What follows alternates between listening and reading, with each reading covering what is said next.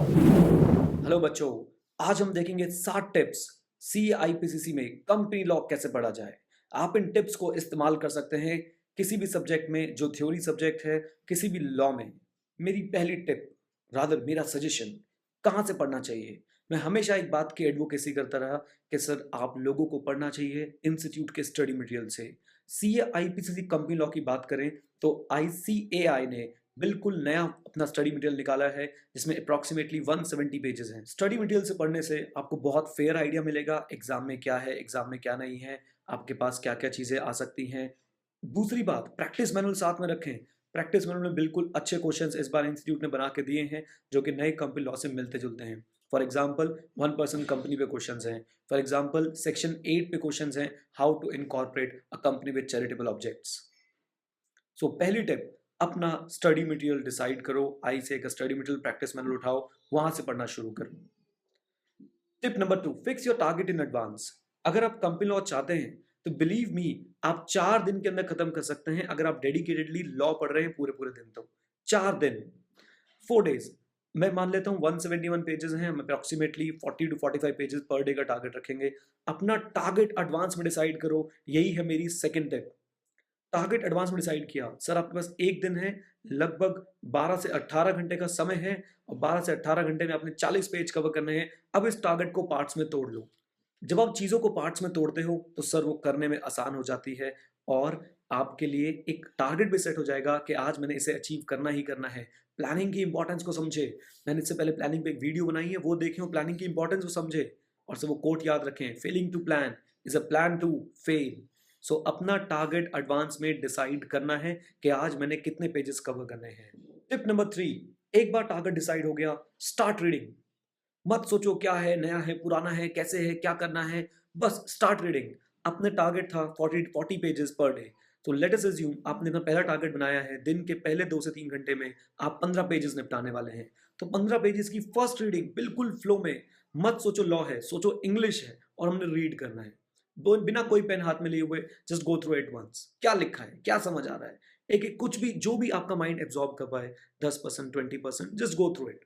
इससे क्या होगा, आपको 15 पेजेस से आपकी जान पहचान बढ़ जाएगी। So first reading I would suggest it must be a casual reading. आपको कुछ कनेक्शंस जो देखने होंगे वो दिख जाएंगे, आपकी 15 पेजेस से जान पहचान बढ़ जाएगी। Tip number 4, second reading. और ये रीडिंग बहुत ज्यादा इंपॉर्टेंस रखती है सर। इस रीडिंग में हम लोग याद करना शुरू करेंगे।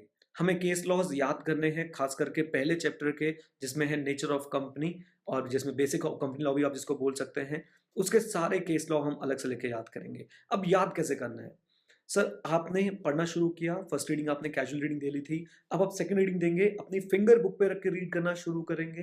रीड करने के बाद 2-3 पैराग्राफ पढ़ लिए, हाथ रखो, विजुलाइज करो, उसे बोलने की कोशिश करो कि आपने क्या पढ़ा। A company may be formed for any lawful purpose by 7 members if the company is to be formed is a public company, by 2 members if the company is to be formed is a private company, and by 1 member if a company is to be formed is a one-person company.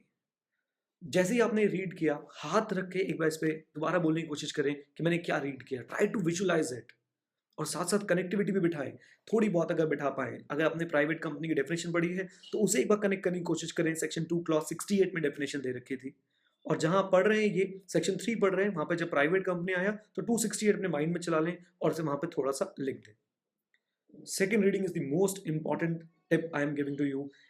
Put your hand and then start visualising. Read करने के बाद हर page पे हमने ऐसे ही करना है, मगप ना करें, इसको एक बार सोचने की कोशिश करें कि मैंने अभी लिख के क्या पढ़ा।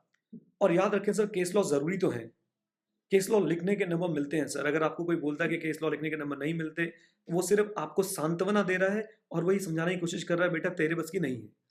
आई will suggest please case laws याद करके जाएं। कोई बहुत कम केस लॉज है सर कंपनी लॉ में, जरूर याद करें। ऐसे ही कुछ इंपॉर्टेंट सेक्शन जरूर याद करके जाएं जो आपको लिखने पड़ सकते हैं। सेक्शन 3, सेक्शन 7, सेक्शन 5, सेक्शन 13, 12, 14, 11, 9, ये सब बहुत इंपॉर्टेंट सेक्शन है। जैसे डेफिनेशन आ गई मेमोरेंडम की, आर्टिकल की, प्राइवेट कंपनी की, ओपीसी की, ये सब सेक्शंस बहुत इंपॉर्टेंट है। इन्हें प्लीज लिख लिख के इनकी अलग से एक लिस्ट बना ले और याद करें। तो सेकंड रीडिंग में हम लोग करेंगे विजुअलाइजेशन। हम लोग पहले रीड करेंगे, अच्छे से मार्क करेंगे, हाथ रखेंगे, उसे पढ़ना शुरू, उसे एक बार विजुअलाइज करना शुरू करेंगे और अपने मन में बोल के देखेंगे हमने क्या पढ़ा। टिप नंबर 5, ये है सर यूएसपी पैदा करने वाली टिप, यूनिक पॉइंट आपके अंदर ये ले आएगी जिससे आपके मार्क्स ज़्यादा आएँगे। क्या करना है?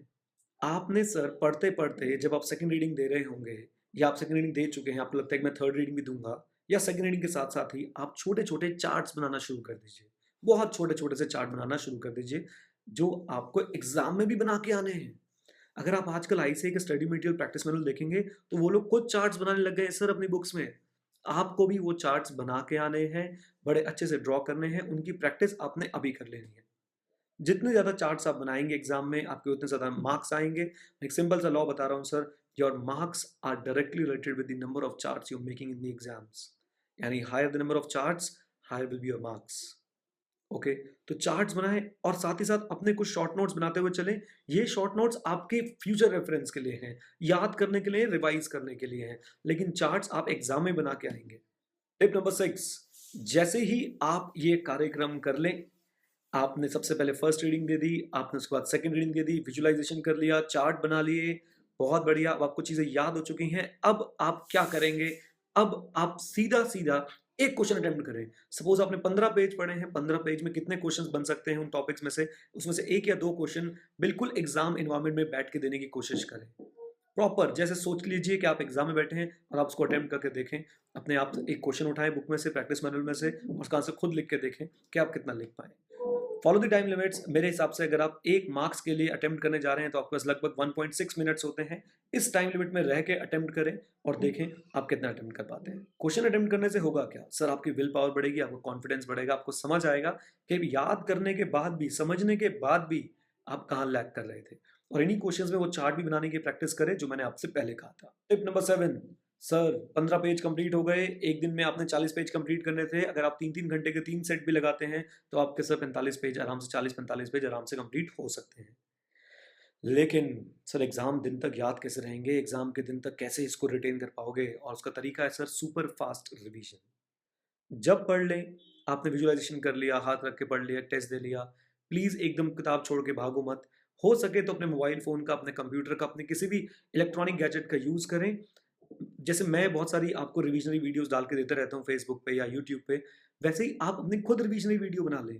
ज़रूरी नहीं है कि आप लिख के बनाएँ या कुछ, आप नॉर्मल साउंड रिकॉर्डिंग करें और जितना आपने 15 पेज पढ़ा है, उसकी 10 मिनट में बोल-बोल के समरी बना लो। अच्छा, सेक्शन 3 में ये था, सेक्शन 3 में लिखा था लॉफुल ऑब्जेक्ट होना चाहिए, 7 पब्लिक कंपनी के लिए, 2 कैसा था? 2 किसके लिए हमने याद किया था?